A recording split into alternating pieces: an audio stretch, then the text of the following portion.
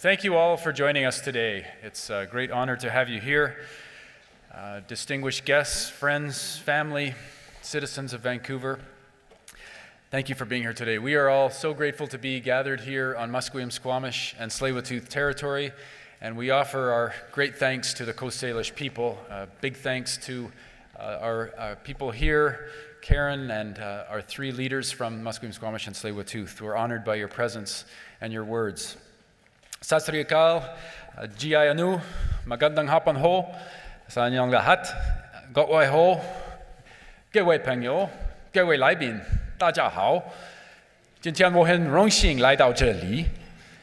I want to offer my thanks first and foremost to the outgoing council and school board and parks board members who have served for many years here in the city. We are grateful to you, and to those who are returning or joining us for the first time here, congratulations.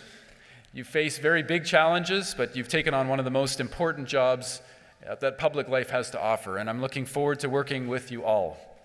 As we look forward to the next 4 years, it's worth reflecting back on how far Vancouver has come over the past 6. I'm referring to my time as mayor here in Vancouver, and in those 6 years, this city took up some great challenges of our time: climate change and sustainability, homelessness, urban affordability. And Vancouver rose to those challenges, coming together with energy, ingenuity, sharing insight, offering solutions. We made great progress. And these have been 6 years with a great deal of change, of achievement, but also of hard work.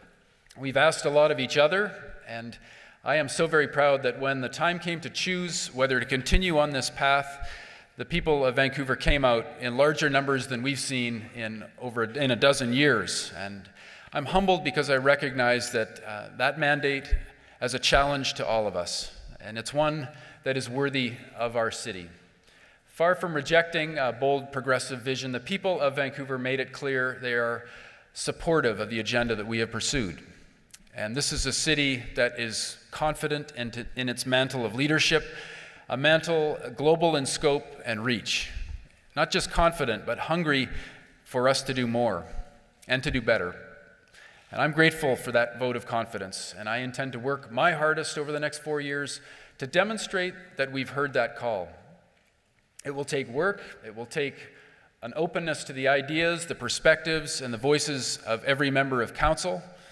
I'm proud of the vision platform, but there are solid, innovative ideas. The Green Party advanced in the campaign. The NPA offered ideas to improve transparency that merit attention. COPE may not have elected voices on this council, but the principles and values that they advanced and advocated for will. And every one of your new and returning councillors has valuable skills and experience to offer. And we owe it to the people who elected us to put those skills and experience to work on everything from affordable homes and a greener city, to creating new artist spaces, to protecting heritage, supporting local businesses. And when we do, we'll be able to count on the dedicated women and men who work for this city, our city staff, being able to count on their commitment, their professionalism, their pride in the work that they do for our city. And it's one of the great pleasures of our public service in Vancouver. We are honored to have their incredible, unswerving support. And so is engaging with the communities that we serve. It is a great honor. A responsive, effective city must be open to both established voices, influential voices, but also to those who speak from the margins. We've done much more to make this a more inclusive and city. We have a long history of this in Vancouver: innovative approaches to consultation and dialogue, embracing communities, and taking the lead on advancing important human rights issues: sexual orientation and gender identity, addressing historic wounds and divisions. But we all know that we must do better. We will continue to call on all of Vancouver to join the conversations about the tough issues. But more than that, let's challenge each other to do better and to do more to knit our community together, to volunteer, to check in on a neighbor, to express our love for the city and each other in actions large and small. We are stronger when we work together, wiser when we listen to each other, and we will need that strength and wisdom to tackle the challenges of the next 4 years with confidence. And that's important not just for Vancouver, but for all of Canada. Our country is waking up to the importance of the nation's cities. Last weekend, I joined over 50,000 fans in BC Place watching the Grey Cup, and 3 of those fans were mayors from Calgary, Edmonton, and Winnipeg. And the way things are going, I may have the opportunity to host them back here again, Canada's mayors in June, with the Stanley Cup final. I won't count our chickens, but we're looking forward to that opportunity. Strong and vibrant and dynamic cities are driving our economy. Across Canada, they power innovation, commercial, social, and cultural. They move our country forward. And the priorities that we've set out for Vancouver are shared by every city in Canada. And those priorities must carry far more weight at every level of government. So next year's federal election is an important opportunity for us to advance the city's agenda onto center stage. And I'll be joining mayors across the country to do just that. Our economic fundamentals in Vancouver are strong, with declining debt, with low taxes, a surging investment in construction and new office towers, unprecedented scale of success. But it's the innovation economy in Vancouver that's really taking off. From technology to startups to digital media, medical research, we have world-beating companies that are growing here at home and top-tier talent setting up shop from abroad in Vancouver. And we need to press forward on making Vancouver a global hub for innovation and big ideas. Indeed, the innovation economy is thriving in urban centers across Canada, and we need to elevate the awareness coast to coast of how important Canadian cities are to our economic well-being. The next 4 years provide a great opportunity for our city, but they also pose challenges. And to keep moving forward, we have to face those challenges head on. There is no challenge that is closer to my heart and has a greater claim on our moral determination than ending street homelessness. We'll continue to work closely with our federal and provincial counterparts, both to meet the urgent needs of impending winter and to address the longer-term issues, including mental health and addictions. And let me repeat something I've said many times before as your mayor. Ending homelessness isn't just an aspiration or a rhetorical flourish. In a city as wealthy as Vancouver, it's a non-negotiable responsibility for every one of us.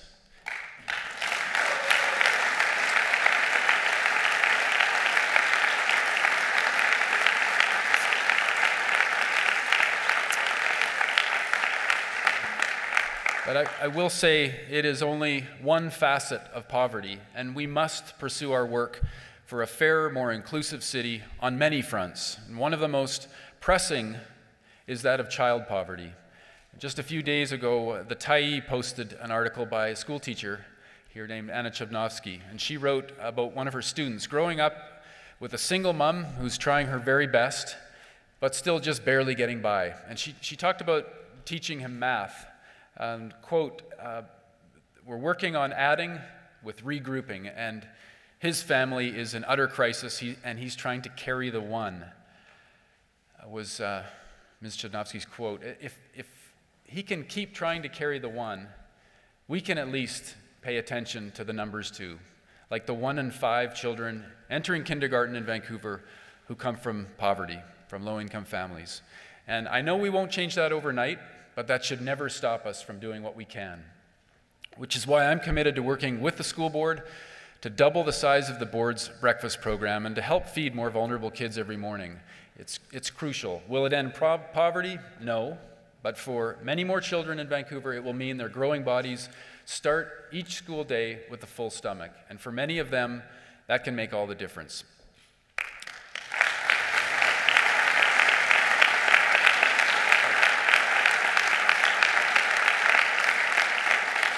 As anyone who pays bills in Vancouver knows, though you don't have to be living in poverty to find it hard to make ends meet.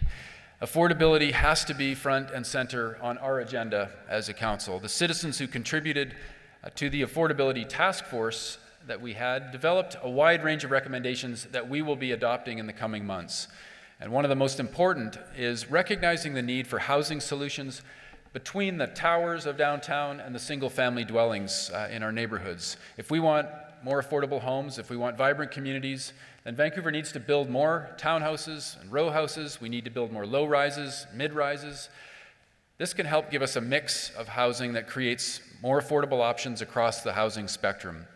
And we'll move forward with our new affordable housing agency, using city-owned land to deliver affordable homes for families with low to middle incomes. Homes for purchase, a dramatic increase in the number of homes to rent at more affordable rates. Families renting homes in Vancouver deserve a better option than paying palace-sized rents for a postage stamp apartment. And yes, rising prices are a consequence of growth and prosperity.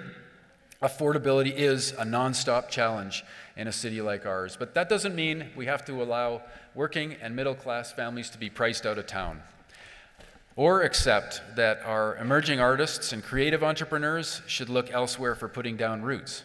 We are only succeeding, our communities are only thriving when people from all backgrounds can afford to call this great city home.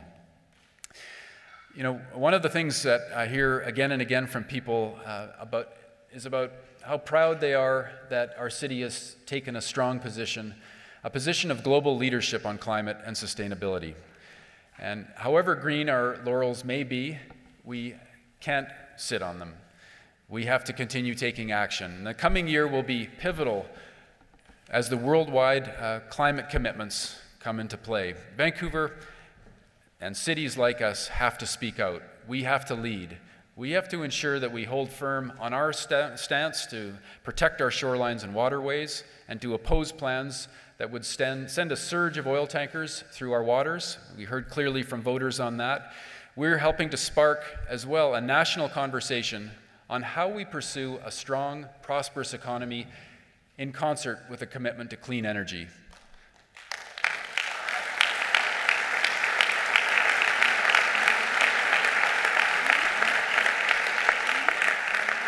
So we will absolutely continue to support innovation in clean and renewable energy, in green technologies, making our city more efficient and healthy.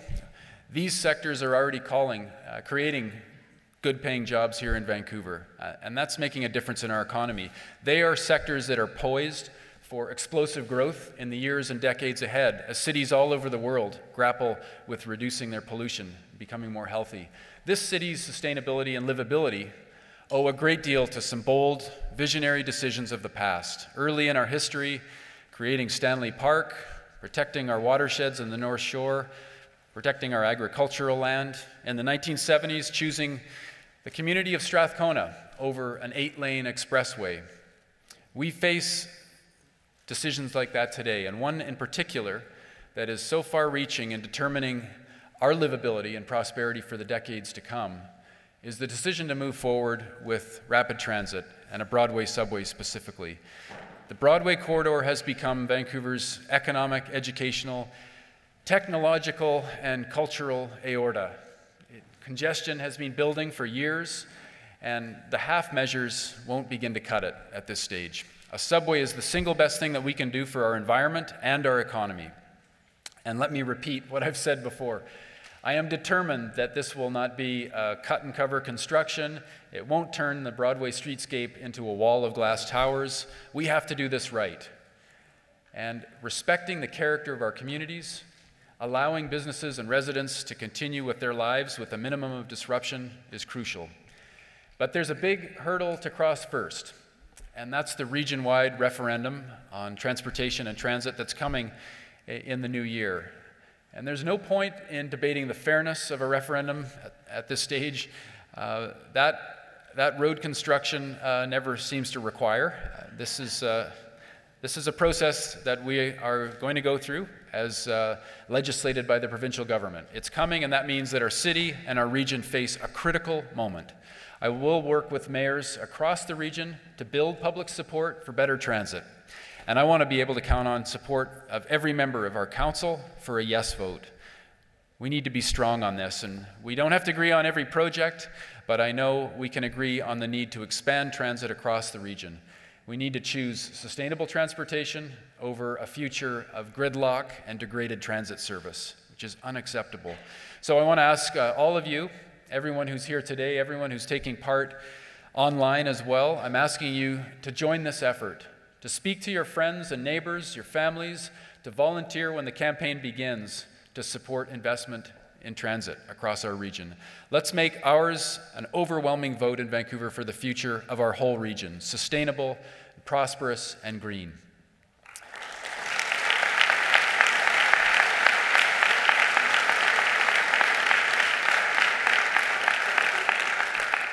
I've said at the outset that we've come a long way in the past 6 years. We've taken on the responsibility of leadership, and we're showing the world how a city can be both prosperous and livable, how we can be sustainable and vibrant, and how we can be innovative and just. And it's a quality of leadership, it's a quality of this proud city that achievements only spur us to do more. They inspire us, and that we don't just boast about how far we've come, how beautiful this city is, but we use the heights that we've scaled, the successes we've had, to see how much further we can go. That we don't just bask in our accomplishments, but we resolve to do more and do better. And when I think of that spirit, I can think of many individuals from Vancouver's history.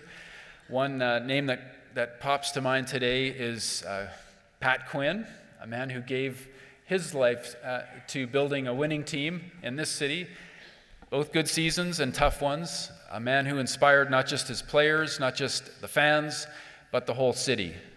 And we remember him today. For many years to come, we will remember him. We need that kind of spirit in the next 4 years more than at any time in our past to build off of those memories and those successes and inspiration. These years ahead will be momentous. The coming year alone, 2015, will see the thrill of the Women's World Cup of Soccer in Vancouver. It's also going to see a historic commitment that I hope we'll make to a modern, effective transit system. And it'll be the first groundbreaking steps of our new affordable housing agency, and really advancing, leapfrogging on our work to get more affordable housing built in Vancouver. The opportunities and the challenges that we face together. We face them with a tremendously diverse community drawn from all of the cultures of the world. We face them with businesses and institutions of higher learning that can go toe-to-toe with any on the planet now. We face them with a burgeoning tech sector that offers new and bigger opportunities every day. We face them with a resurgent artistic and cultural voice and a creative economy that's stronger than ever before. And we face them in full partnership with our First Nations, a partnership that has found strength through the Year of Reconciliation, and thanks to the strong voices of people like Karen Joseph, who have built new cultural bridges of empathy, of understanding. And Karen, we're grateful to you for joining us here today and for all of your leadership on reconciliation. Thank you.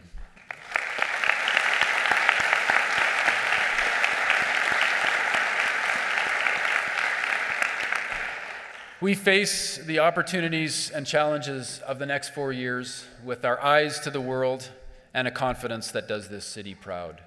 And today the world looks to Vancouver, and together we will show them what a great city can be. 我爱我们美丽的城市温哥华，谢谢大家，多谢大家，Danvad, Danyavad, Shukriya, Maraming Salamat po. Haichika, OCM, thank you all.